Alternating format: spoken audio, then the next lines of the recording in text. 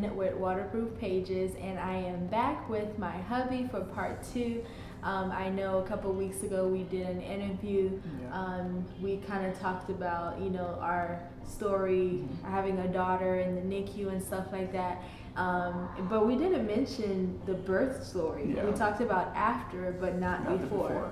So we're gonna rewind today and share with you guys. So make sure at the end of this video you subscribe and also like and share my page. Thank you so much again for watching. So let's get started. All right, so our daughter was born April 28th.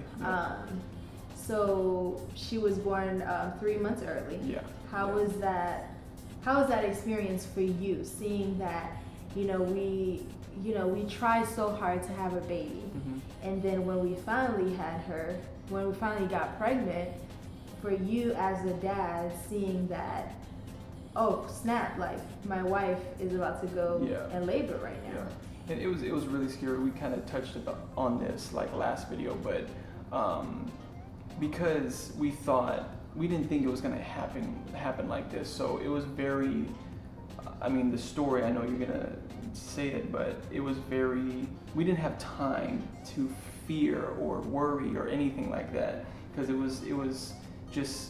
we just kicked it into gear, because you were having some pains, and we went to go check it out. We didn't really even think it was gonna be anything, but then, fast forward, she comes into this world, and it's like, even though the emotions are there, you're kind of going through it and seeing, and just being that husband, being the man that some men feel like, oh, I'm just kind of like on the side, or like on the sidelines, just watching her. I'm not really doing anything. But again, that emotional support helps in that way, mentally and emotionally. And it was crazy. It was very crazy. We didn't even have time to really think of anything. We were just kind of going to next room to the next. So we have a special guest today.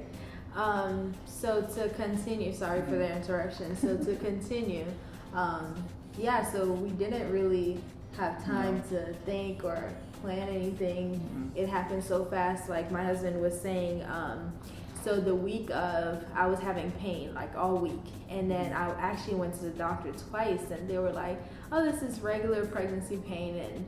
And I know that Friday, it was actually a special Friday. Endgame came out, and he was so excited. He was talking about it for months.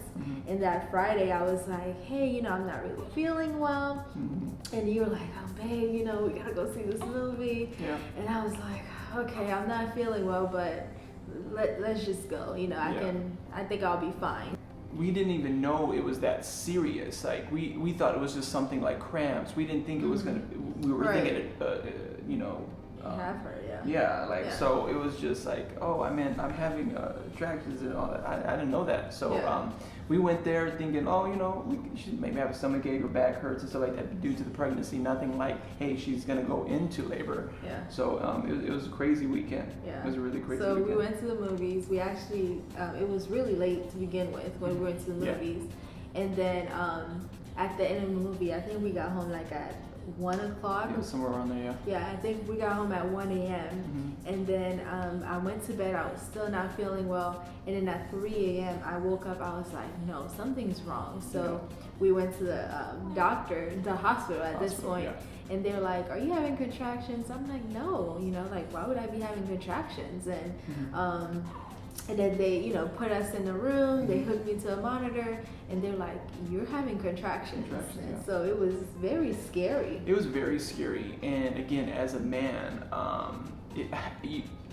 with me, this is me personally saying it, I was just going with the flow, because usually when situations open up, I just kind of like, okay, I need to adapt to the settings of what's happening, and that's what I was doing. Even though she was in pain, it was something that, when she was in pain, it was like, I was trying to like wrestle with doctors, trying to get them in. And probably the most frustrating thing with that first 24 hours there at the hospital was like, they had to survey, they had to study her. They couldn't give her really medicine. So when she was having, I don't even know, I keep on contractions.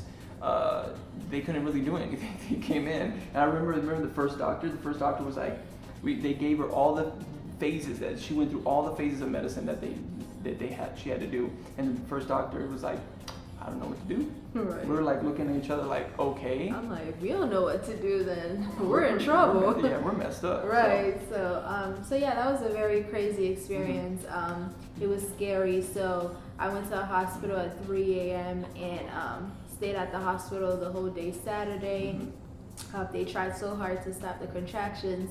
And then on Sunday, the 28th, I remember we had a meeting with this lady, and she was like, at that time I was 25 weeks, so she was like, you at the best hospital, we're gonna try our best to, keep that baby in until at least 28 weeks to 30 weeks. Yeah. And the survival rate will be higher at that point.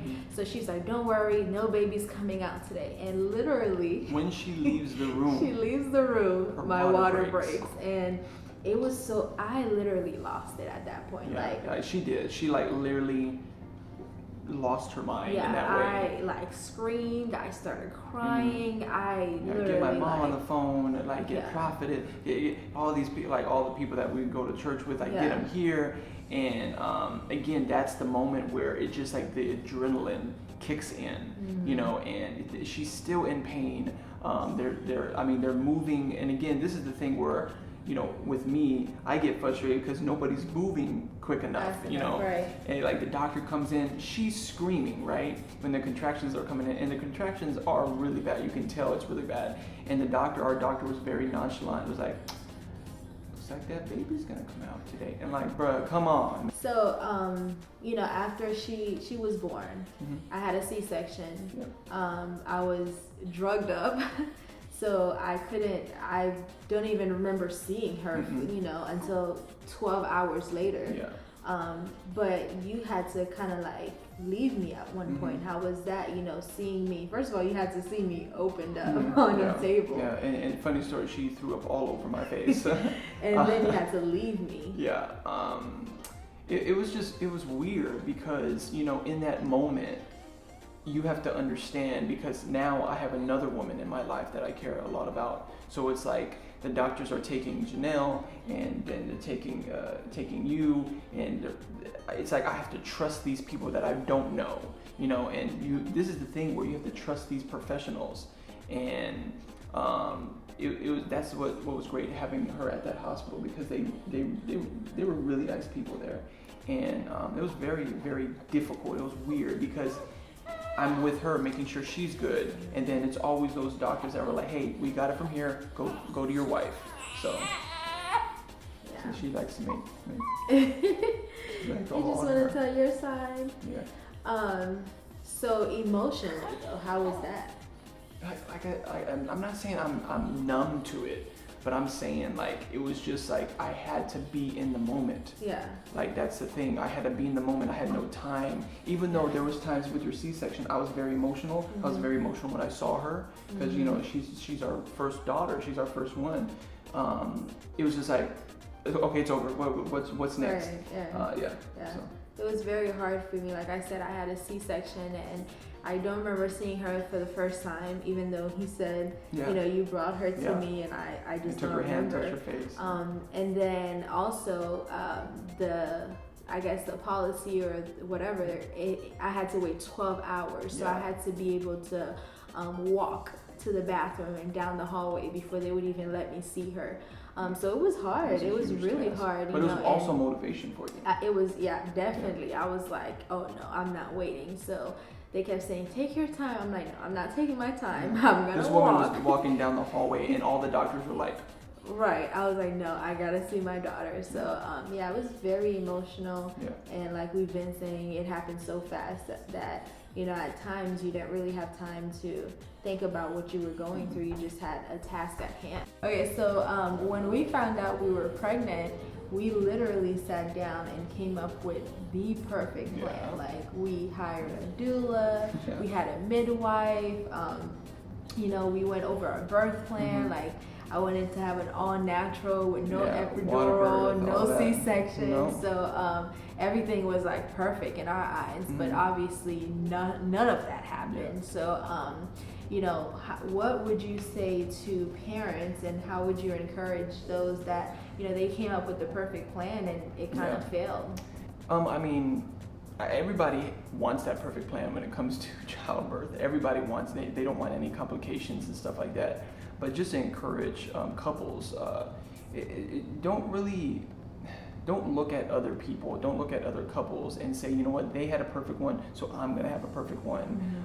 The best thing to do is really keep your mind open and ready to adapt, because when you have your expectations like that, then you're movable. If you have this perfect plan and you're solidified in that perfect plan, believing that nothing will go wrong, then there's an opportunity that you can't really react or respond to when the changes come. So that's what I can really encourage couples, both in a marriage and also as well in parenthood. Don't really look at other couples and other parents and say, oh man, they had amazing, yes, I want to do that, we're gonna have something great like that.